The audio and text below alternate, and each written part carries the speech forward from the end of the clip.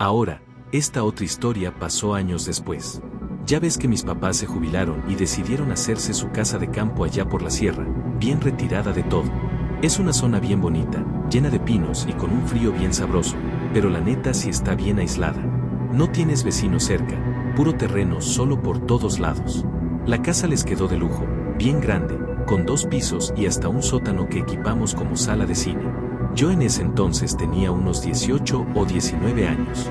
Una noche, mis papás salieron a una cena con otros señores que viven en el fraccionamiento de más abajo, y yo invité a mi novia de ese entonces para ver unas películas. Estábamos ahí en el sótano, bien a gusto con unas palomitas viendo la de Gladiador. Todo iba bien, pero de repente, sentí esa vibra gacha, como cuando sientes que alguien te está viendo. Ya ves que uno como ingeniero le busca la lógica a todo, pero hay presentimientos que no puedes ignorar. Me sentía bien inquieto y no podía dejar de ver hacia los ventanales que daban directo a la oscuridad del bosque. Estábamos ahí mi novia y yo en el sótano, y como te digo, yo sentía esa vibra bien pesada. Traté de ignorarlo porque no quería asustarla a ella, pero de plano no podía quitar la vista de los ventanales. Como la casa está en medio del monte, en la noche no se ve absolutamente nada hacia afuera, es una oscuridad total, de esa que parece que te va a tragar. ¿Qué tienes?, me preguntó ella, porque seguro vio que ya ni le estaba poniendo atención a la película. Nada, nomás que se oyen ruidos raros por el viento, le dije, pero la neta es que yo sabía que no era el viento. En eso, para acabarla de amolar, mi perro, un rottweiler que tenemos que se llama Rocco, se levantó de un golpe. Rocco es de esos perros que casi nunca ladran, es bien tranquilo, pero cuando siente algo se pone bien alerta. Se fue directo hacia el ventanal y empezó a gruñir bien bajito, de esos gruñidos que te vibran en el pecho. Ahí sí ya me dio frío. Le pedí a mi novia que me esperara tantito y me acerqué al vidrio. Pegué la cara al cristal y puse las manos alrededor de mis ojos para tapar el reflejo de la luz del sótano y poder ver hacia afuera. Al principio no vi nada, puro pino y sombra. Pero luego, fíjate bien, justo en el límite donde llegaba la poquita luz que salía de la casa, alcancé a ver una figura. Era un hombre.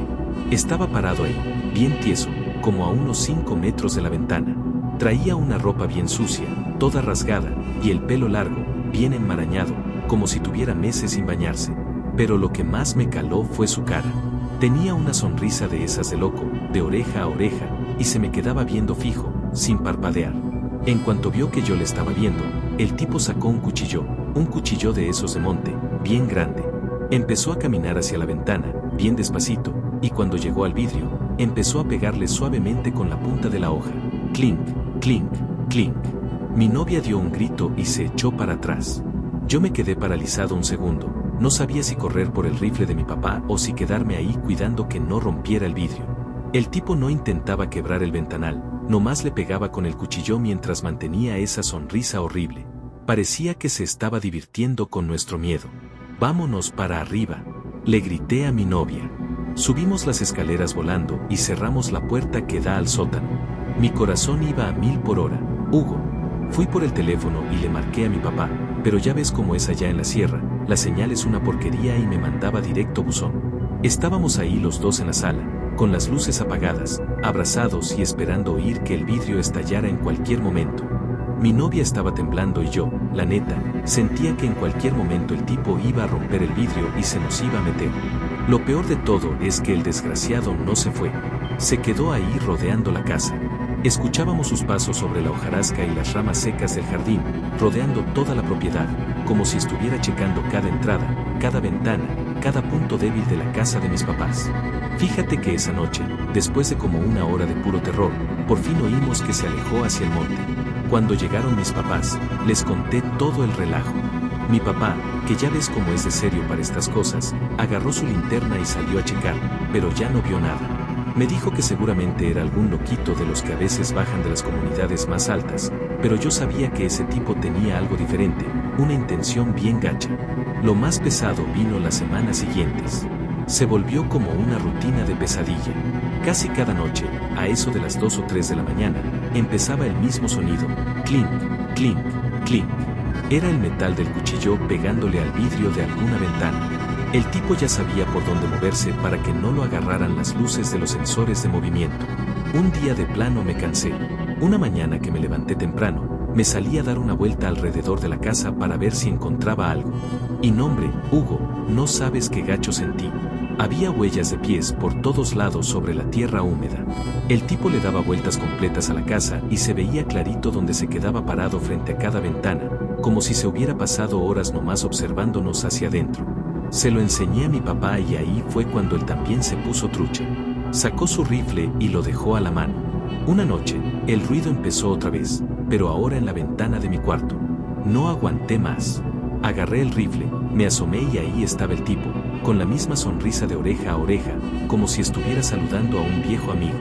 Le grité que ya se largara, que le iba a soltar un plomazo si no se iba en ese instante. El tipo ni se inmutó, nomás se me quedó viendo con esos ojos pelones. Tuve que tirar un balazo al aire para que viera que no estaba jugando. En cuanto tronó el arma, el tipo se dio la vuelta y se perdió entre los pinos. Soltamos a Rocco para que lo correteara, y oímos al perro ladrar bien furioso allá en lo profundo del monte. Después de esa noche, por fin hubo silencio. Fíjate que esa noche, después de que tiré el balazo y soltamos al Rocco, el silencio que se quedó en el monte era de ese que te cala hasta los huesos. Mi papá y yo nos quedamos un buen rato ahí en el porche, con las luces de los faros a todo lo que daban, pero ya no se movió ni una hoja. Al día siguiente, cuando salimos a revisar con más luz, vimos que el tipo se había pelado hacia la parte más densa del cerro. Lo que nos sacó de onda fue que mi perro regresó como a la media hora, bien asustado, algo que nunca le pasaba porque era bien bravo. Después de eso, la neta es que ya no estuvimos tranquilos. Mi papá mandó poner cámaras y reforzó todas las protecciones de la casa. Nunca volvimos a ver al Sonrisas, pero a veces, cuando hay mucho viento y las ramas pegan en los vidrios, todavía se me viene a la mente ese sonido de clink, clink, clink del cuchillo. Es una de esas cosas que, aunque pasen los años, se te quedan grabadas en el sistema como un error que no puedes parchar. Ahora, déjame te cuento esta última, porque esta sí está de no creerse. Esto pasó apenas en marzo de 2022. Ya ves que uno después de tanta chinga en la oficina o con los proyectos de la uni, lo único que quiere es desconectarse de todo. Así que me puse de acuerdo con otros 5 amigos de la carrera para rentar una cabaña. Éramos 6 en total, 4 hombres y 2 chavas, todos bien con paz desde que empezamos la ingeniería. Queríamos algo bien retirado, de esas cabañas que ves en las apps que dicen desconexión total, sin señal de cel, pura naturaleza. Encontramos una que estaba sospechosamente barata para lo grande que se veía en las fotos. Según el anuncio, estaba en un terreno privado junto a un lago, rodeada de puro bosque virgen. Hablé con el dueño por teléfono para quedar de acuerdo. El señor se oía ya grande, con un acento de esos de rancho bien marcado, medio golpeado para hablar. Me acuerdo que me dijo algo que se me hizo raro en ese momento. Mijo, nomás les encargo que no se metan mucho al monte de noche. Hay pozos viejos que no se ven ni cercas caídas. No quiero que se me vayan a perder o a dar un ranazo. En el grupo de WhatsApp nos dio risa. Pensamos que el viejo nomás quería asustarnos para que no hiciéramos mucho desmadre en su propiedad. Pero cuando llegamos después de manejar horas por caminos de terracería, la vibra cambió. La cabaña no se veía tan vintage como en las fotos, más bien se veía descuidada, como si llevara meses sola. Olía a humedad y a madera vieja, de esa que ya se está pudriendo. Llegamos un viernes como a las 5 de la tarde. Bajamos las hieleras, las maletas y nos pusimos a armar la carnita asada. Para las 8 de la noche ya estábamos en el modo fiesta, con la música y las risas. Pero fíjate que conforme se fue metiendo el sol, el bosque se puso bien pesado. Un silencio total, Hugo. Ni un pájaro, ni un grillo, nada. Era como si el monte se estuviera aguantando la respiración. Como a las 11 se soltó un aire bien helado y decidimos meternos a la sala a seguirle. Yo me quedé un momento afuera juntando unas cosas y ahí fue donde sentí por primera vez que algo no cuadraba. Sentía la mirada de alguien entre los árboles, pero por más que intentaba enfocar, la oscuridad era tan espesa que no se veía ni a 2 metros. Me metí y cerré bien el cerrojo, pensando que nomás era la sugestión por lo que nos había dicho el dueño.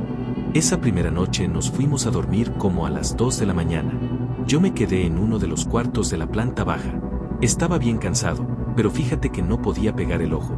Me sentía como cuando un sistema tiene un proceso ahí trabado que no te deja avanzar, una inquietud muy gacha. De repente, a eso de las 4:15 de la mañana, me desperté de un salto. Sentí como si alguien me hubiera picado el hombro, una sensación bien real. Hugo.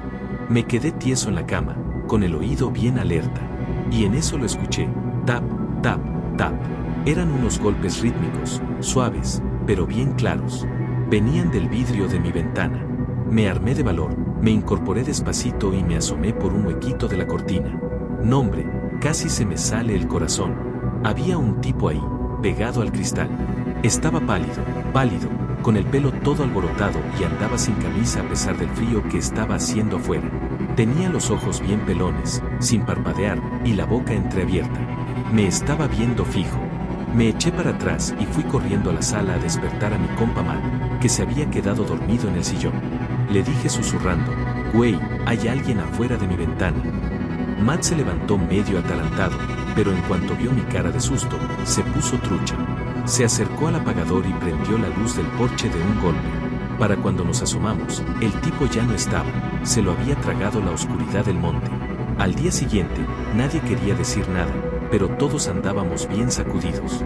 Salimos a dar una vuelta para ver si hallábamos algo, y ahí fue cuando la cosa se puso más tétrica. Vimos huellas de pies descalzos sobre la tierra húmeda que le daban la vuelta completa a la cabaña. Lo peor de todo, Hugo, es que las huellas se paraban justo frente a cada ventana, hasta en la del baño que estaba un poquito más alta. Parecía que el tipo se había tomado el tiempo de asomarse por cada rincón de la casa mientras nosotros dormíamos. A pesar del miedo, por necios o por no querer arruinar el viaje, decidimos quedarnos la segunda noche.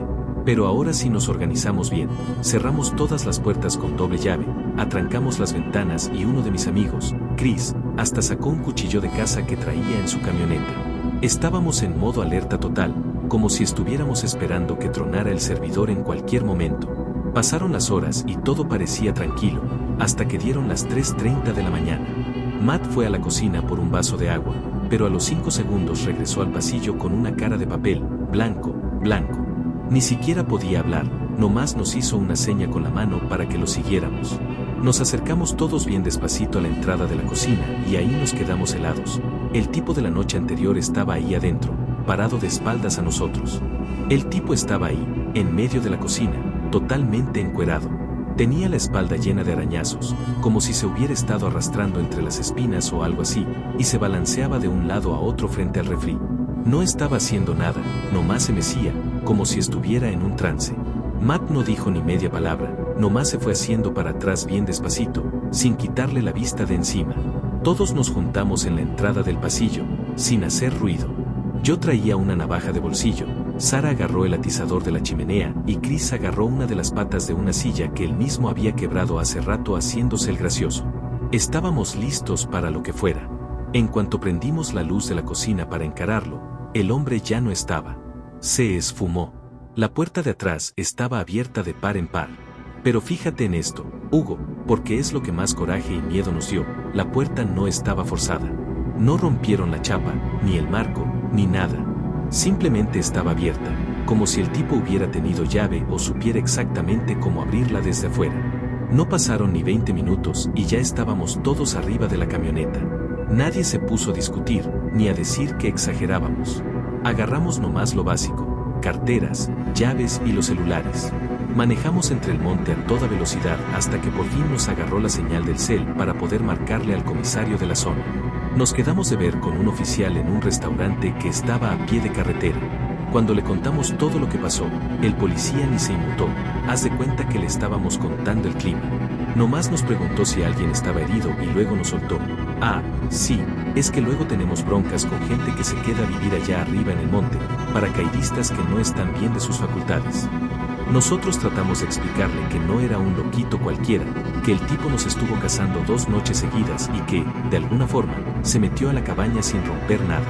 El oficial nomás asentía, como quien oye llover, con una cara que nos dio a entender que ya conocía al dueño de la propiedad.